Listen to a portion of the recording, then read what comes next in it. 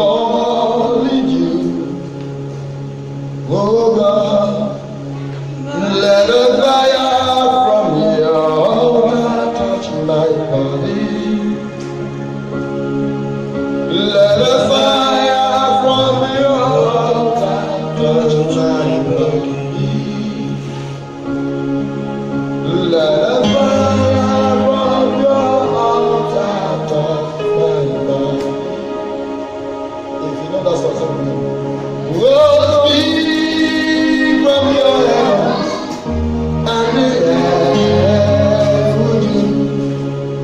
Oh, speak from your heavens and the earth would you. My altar is calling you. Oh God, my altar is calling you, Lord. My altar is calling you. My yieldedness is calling you. Oh Lord, my separation is calling you. My submission is calling you.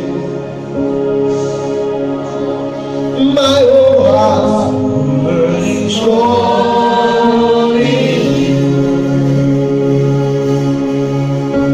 Let a fire from your altar touch my body. Let a fire from your altar touch my body. Let a fire, let a fire, let a fire from your altar touch my body. Let a fire, let a fire, let a fire.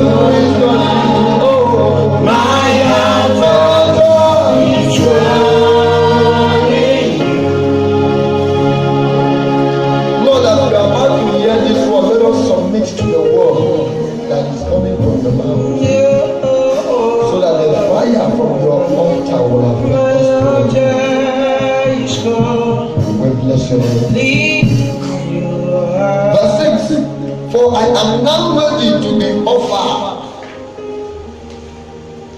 and the time of my departure is at hand. I have fought a good fight. I have finished my course. I have kept the faith. Henceforth, there is laid for me a crown of righteousness, which the Lord, the righteous judge, shall give me at the day. And not to me only, but unto all them also that love his appearing. I want to read verse 7 again. I have fought a good fight. I have finished my course. I have kept the faith. Philippians chapter 2.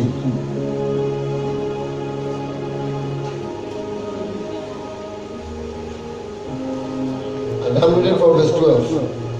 Wherefore, my beloved, as ye have always obeyed, not as in my presence only, but now much more in my absence, work out your own salvation with fear and trembling. This morning, as the Spirit of the Lord will enable me, I will be speaking to us on the topic, work out your salvation. Look at the person next to you. Tell that person, walk out your salvation. Can I hear that very loudly? Look at that person eyeball to eyeball. Tell that person, walk out your salvation.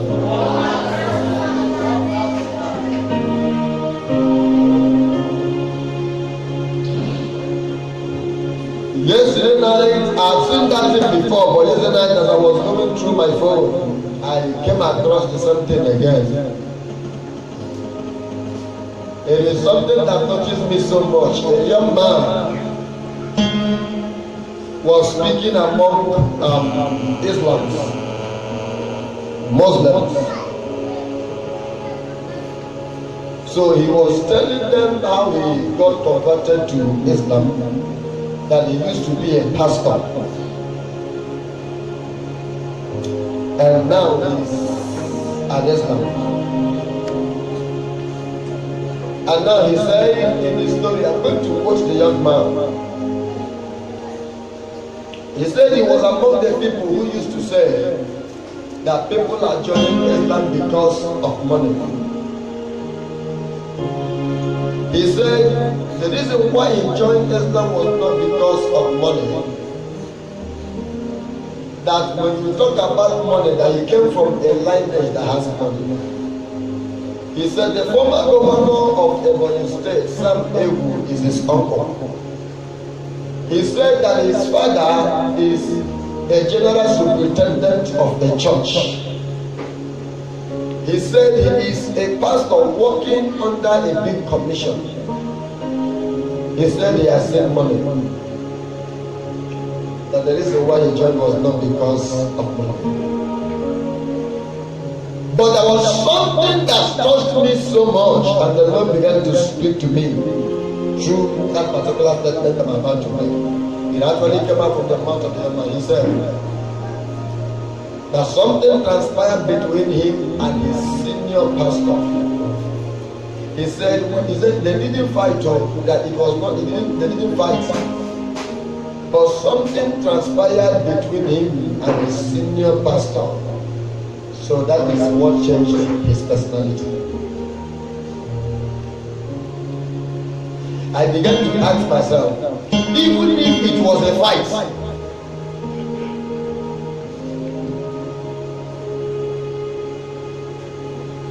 the word of God said, what shall separate you from the love of God? What is it that can separate you? Paul began to mention. He said, is it health? Is it death? What is it that can separate you from the love of God? Is it quarrel?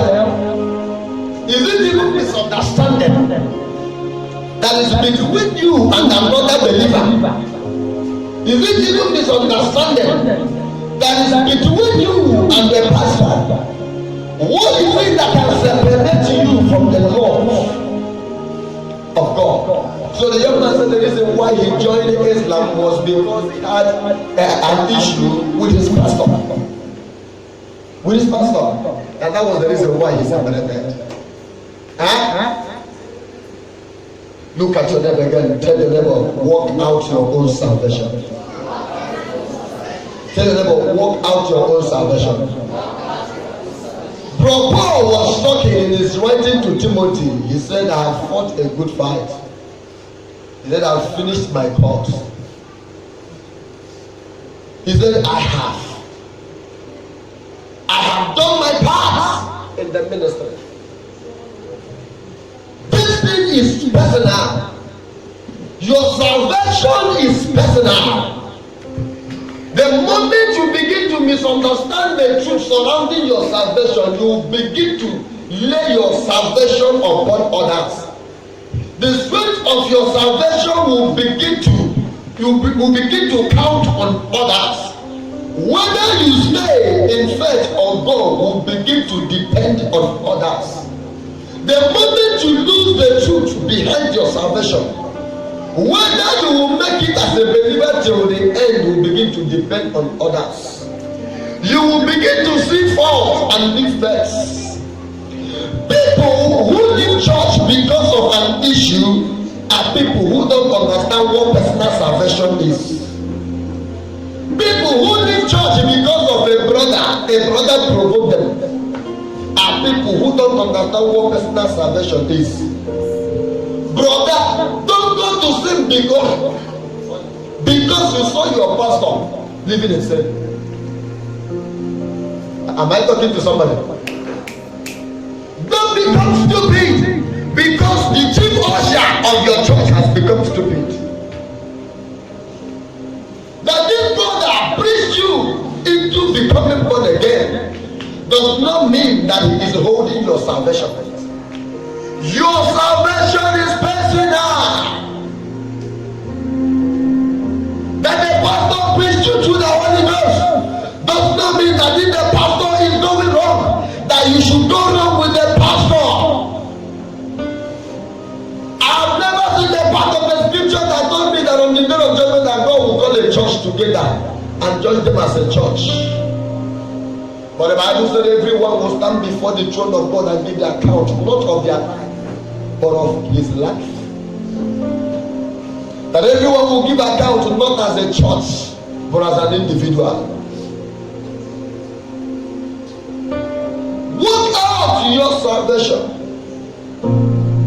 Be yourself and the person that God has chosen. I look at the young man and say, sir, I am sorry to say this. You have been under a general overseer. Now I understand more that growth is not equal to maturity. There's a clear difference between maturity and growth. Church, hear me. There's a clear difference between having an ear and hearing.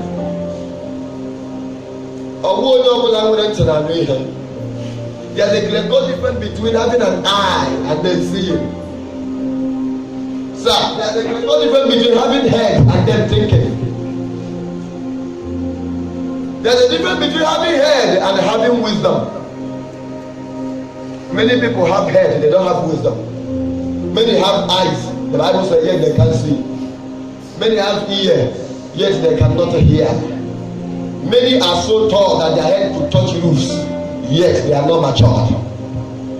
What I saw in the life of the young man was total immaturity in spiritual terms. Immaturity will make you fix your salvation on others. So when the people you mount your salvation on begin to shake, you begin to shake. If the reason why you are living on is because you think your pastor is living holy, any day you see me do any nonsense, you backslid. But that is not the way it is supposed to be. The day you came out for an altar call, you were singing, I surrender. Not I surrender with my pastor. Not I surrender with every member of the church. The day you were praying, asking God to accept you into his fold, you were with nobody. It was your personal thing.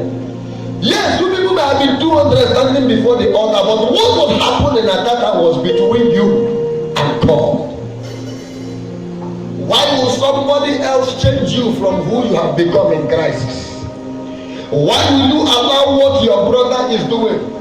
I was preaching to a young lady some time ago, asking her to give her life to Jesus. Oh my God.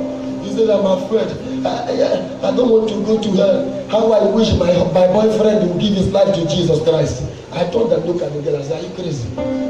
How I wish my boyfriend would give, even if I give my life to Jesus Christ now, this same boyfriend will bring me down. I said, are you serious? And she was crying. She said she was afraid of her. She don't want to make her. Yet, always, she has not started. But she has already started mounting her salvation on somebody. So many wives are backslidden from faith because of the attitude of their husbands. Somebody said, oh, and at times when I hear believers using such words, it touches me. Oh, what is the matter? When everything that has to do with your salvation is you and God, why should your husband make you backslid? Out of a woman of God, a man of God whose husband went out, the husband used to be a pastor. This man woke up one morning and started behaving in the house. Before you could know what was happening, that man went and joined church and said that he's a pastor and the wife was a pastor too. Before you could know what was happening, the man left the marriage, left the family. The wife said, no matter what happens, I am standing for Jesus. I will never leave Jesus. I will never forsake Jesus. Salvation is personal. If the rapture is taking place now, the Bible says two shall be together, one shall be taken, and one shall be left. There's nothing that will make the two to be taken together. Even if the two are taken together, they are taken on personal accounts. They are not taken because a close agenda during rapture. There's anything like group. Why will your wife take you to hell? Jesus said, if your finger, one of your finger will take you to hell, you should what? He said, it's even better you make heaven with the four than to go to hell with the whole. If that young man will take you to hell, not. Playing with our salvation is so risky. Sir, it is so risky. Somebody who is saved does not know the beautiful thing that happened to him or her. Before you cross the gate, it was so difficult. Sir, it is difficult to live sin. Why? Because sin is weak. Let me be honest with you. Flesh is attached to anything sweet.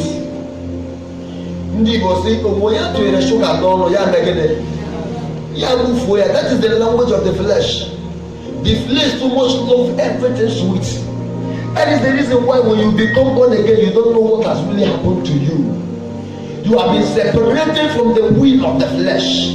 Now the power of the flesh has been broken by the will of the Spirit of God you have received. Through the grace of God, the power of sin is broken. Flesh has no more authority over you. What a miracle. What a beautiful thing. That was what the Bible said. That it is difficult to have a brother who gave up in the faith and restored back. That it takes only the grace of God. You know why? Because when flesh begin to entice you, you don't know what happened to you. Something beautiful happened to you. Jesus said, the Word of God said, guide your heart jealously, for out of it comes the issues of life. To me, that scripture means guide your salvation jealously. Don't play with your salvation. Please don't toy with your salvation. Let us be careful. Any believer who will succeed in Christianity must live in carefulness. Total carefulness. Let us be careful. Let us serve with willingness. Listen to me. Bro, Paul told us clearly about the two stages. Alright? In Christianity, the two stages that each and every one of us who think we are strong now pass through. Number one, it is a childish level. The man of God said, when I was a child, I thought like a child, I behaved like a child, and now he went further in another place to tell us that children, that milk are meant for children. So when he was a child, he was fed with milk.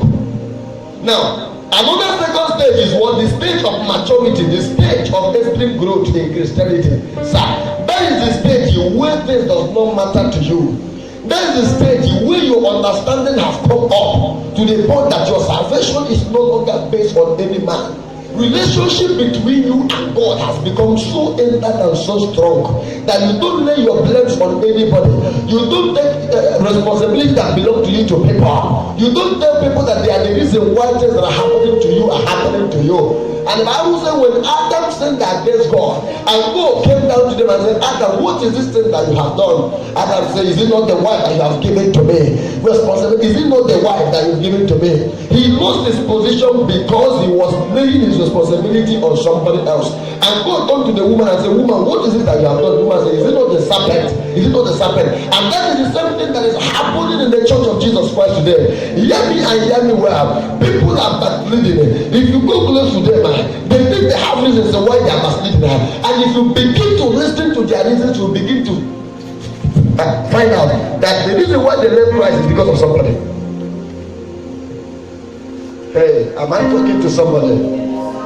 They left Jesus because of somebody. They left their costly faith because of somebody. They left their expensive salvation because of somebody. Because of their desire. Because of some approaches. The young man was talking. I was just telling myself, I said, number one, this young man was not even mature in the first place. I said, I am seeing childishness at the highest level. Childishness in Christendom at the highest level. Sir, please, we must come to a point where we understand that Christianity is not a religion. Christianity is not a religion. Christianity is an attitude. Hello? Christianity is never a religion. Religion is the way of the people in search of God. But Christianity is God in the life of man. It's an attitude, not a religion. It is religion that brought up shrine. It is religion that brought up where people pour libation and they give stones, and it is religion. People in search of God. If you ask an average native doctor why he is packing the stones and pouring blood, he said it's unto Obasibinelu, it's unto God. To the native doctor, that's the way he assesses God, right? That's the way he gets God, right? To him. If God tell the native doctor that he's serving Satan, he will say no. I had one in my father's compound.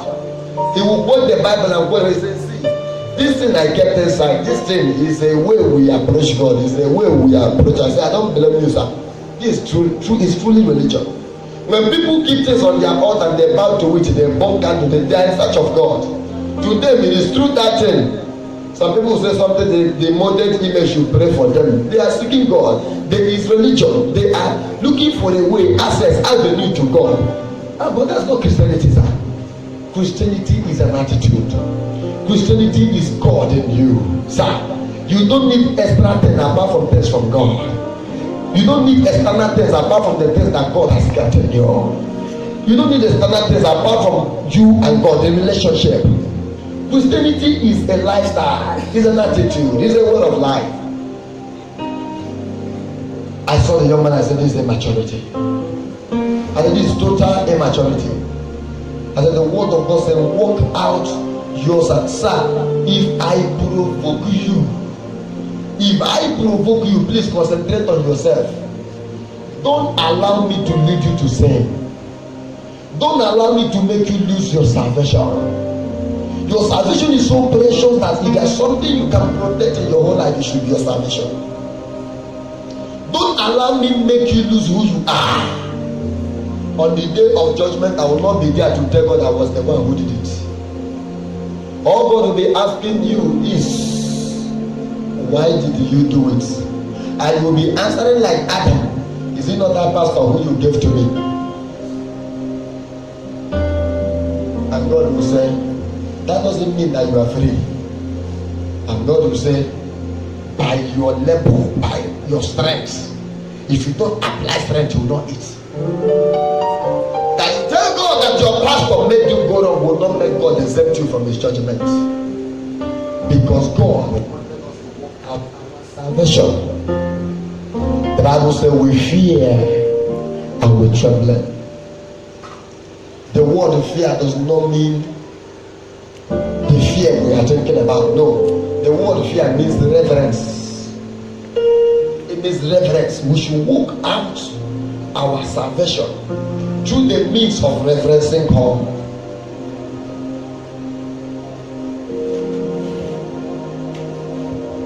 Am I talking to somebody? Am I talking to somebody? I have seen cases where people tell me this person made me backslided from faith. I was so strong in the Lord before, and before I could go with her, I was so deep in the Lord before. Then what happened? You lost your salvation. Why? When we talk about the salvation of the world, the salvation of the church as a body, that one is a separate thing altogether. The word salvation is separate from personal salvation. Just the way it is. Apart from the prayer we pray together in the church, sir, if your personal prayer life is not strong, you'll still be having problems. at some level. Hello? Am I talking to you? There are matters you will not be able to face if your personal prayer life is inadequate. Apart from the prayer, we come to church, we lift up prayers, everybody pray. See. If your personal prayer life is not strong, there will always be leakages. There will always be access channels through which devil will still be passing to manipulate your life. Everything that God has put in place has a lot to do with personal.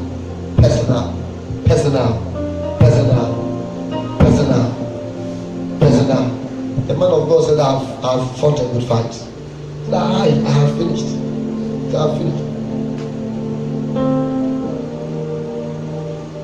Even when he said, follow me as I follow Christ, he was still talking about himself, personal. So I've tried everything I can to put myself straight. Then I think from what I have done, I think if you follow this same path, what has happened to me will still happen to you. One thing I've come to realize about life is, if you keep doing the same thing all the time, you keep getting the same result. Hello? If you continue doing the same thing all the time, you keep doing what? The moment you begin to desire a separate result, a different result, then be ready to do a different thing. So when Paul was talking, when he said follow me as I follow Christ, he was saying, if you do the same thing I am doing, you will end the way I am ending. Right? Peter did the same thing Jesus was doing, right? He ended the same place Jesus did what? He was killed too.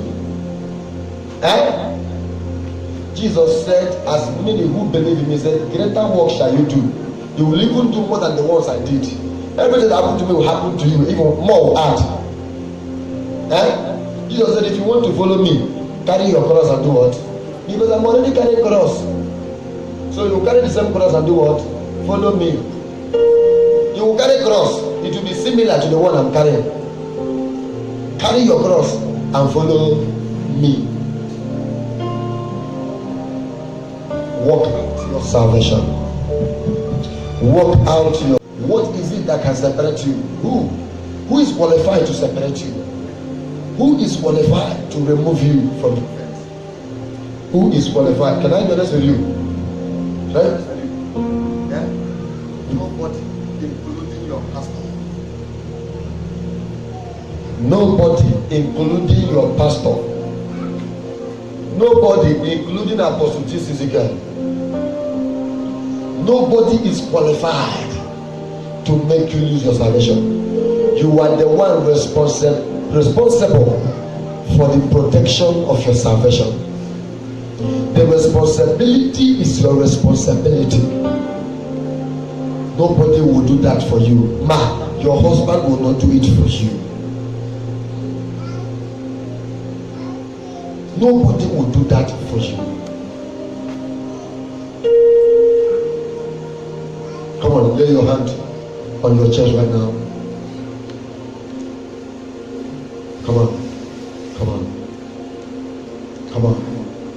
Can somebody talk to God? Just tell God, I want to be strong. May I not lose my salvation. I want to be intact. May I not lose my salvation. You've caused me to realize that I am the one responsible. I am the one responsible. May I not lose my salvation.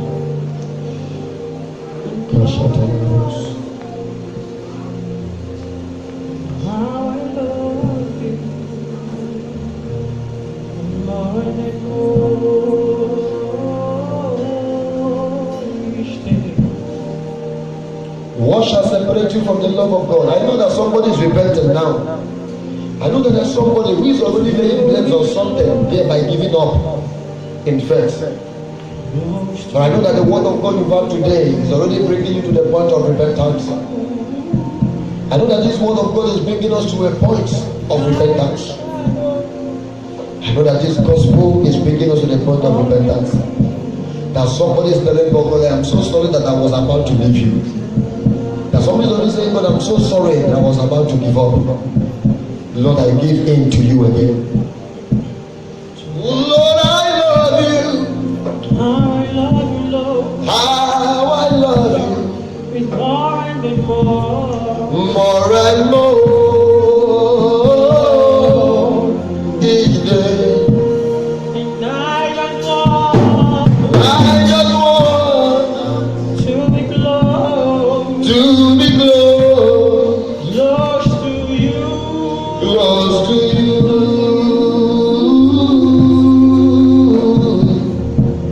Under the shadow. Under the shadow Of your wings. of your wings. Oh, Please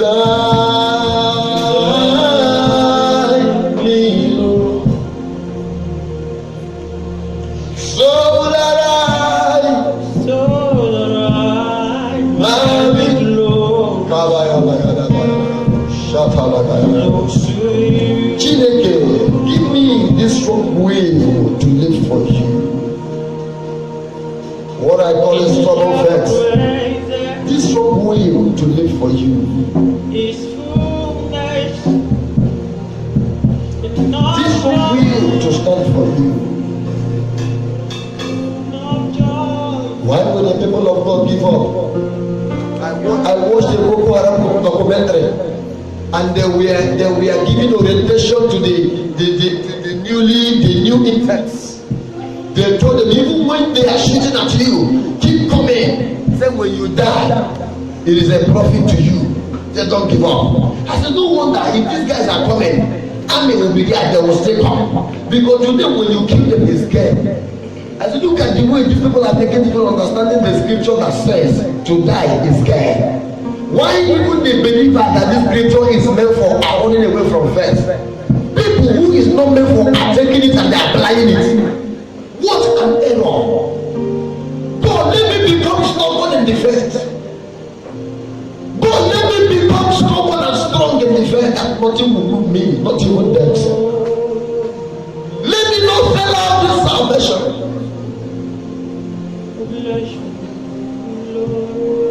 The word of God says you should buy the truth and sell it not. The moment you get the truth, please don't sell. It's not sellable. You can merchandise the truth. It's meant for you till eternity. It is the truth that you have gotten that will take you to the kingdom. Jesus said, for you shall know this truth, and this truth shall set you free. Don't sell it. I know God is speaking to somebody. I know God is talking to somebody. Maybe somebody was already on the verge of giving up. And I know God is talking now. Give myself away so you can use me. Lord, I give myself away. Whoa, come on. If you are such a person, can you come? Let's pray together.